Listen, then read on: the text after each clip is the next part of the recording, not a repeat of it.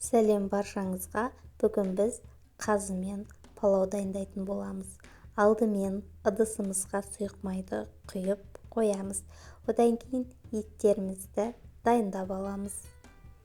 Менде мына жерде 200 граммдай ет, қазы, содан кейін май, 2 дана пиязды осылай ұсақтап турап аламыз.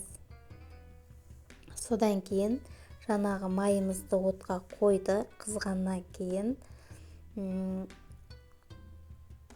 майды жақсылап шыжғырып осылай қуырып аламыз. Өйткені дәмі өте жаңағы майға шығып күшті болып шығады. Содан кейін барып жаңағы майымыз шыжғырылғаннан кейін етімізді, қазымызды салып жақсылап осылай қызарғанша қуырамыз. Жақсылап, бірақ күйіп кетпеу керек. Жақсылап қуырамыз. Осылай қуырып болғаннан кейін үстіне пиязымызды саламыз.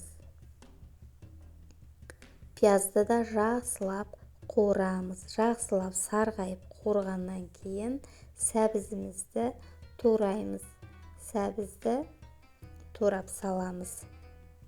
Негізі сәбіз көбірек болса дәмді болады.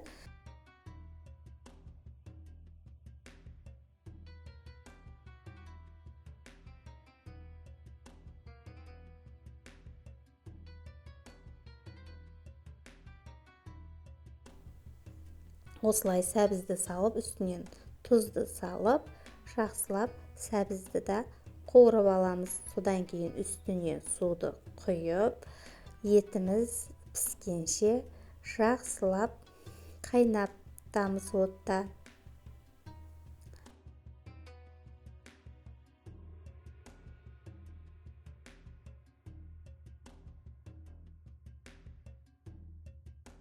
Жаңа қазанымыз қайнап жатыр. Енді күрішімізді алып жақсылап жуамыз. Менде 800 грамм күріш. Осыны жақсылап 2 рет мұздай суға жақсылап жуып аламыз. Жақсылап жуып алғаннан кейін жаңа қазанымызға қайнап тұрған күрішті саламыз. Күріш батып тұратындай ғана суды құямыз. Көбірек құйып жіберуге болмайды. Күрішіміз батып тұрса жеткілікті. Содан кейін ол суы жаңағы қақпағын жауып қоямыз. Тұзды саламыз. Сосын қақпағын жауып қайнағаннан кейін осылай аударамыз.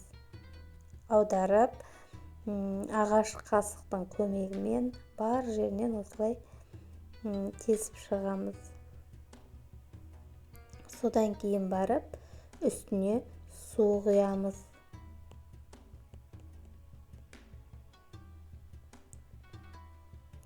Осылай видеодағыдай суды құйып, бетіне салафан жауып, суды осылай құясыздар.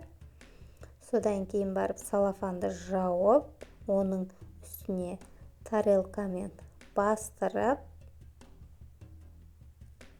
осылай жабамыз да, одан кейін бетіне тарелканы қоямыз. Одан кейін қақпағын жақсылап жабамыз. Астындағы отын жай отта қайнатамыз. Отын жай қып қойдым.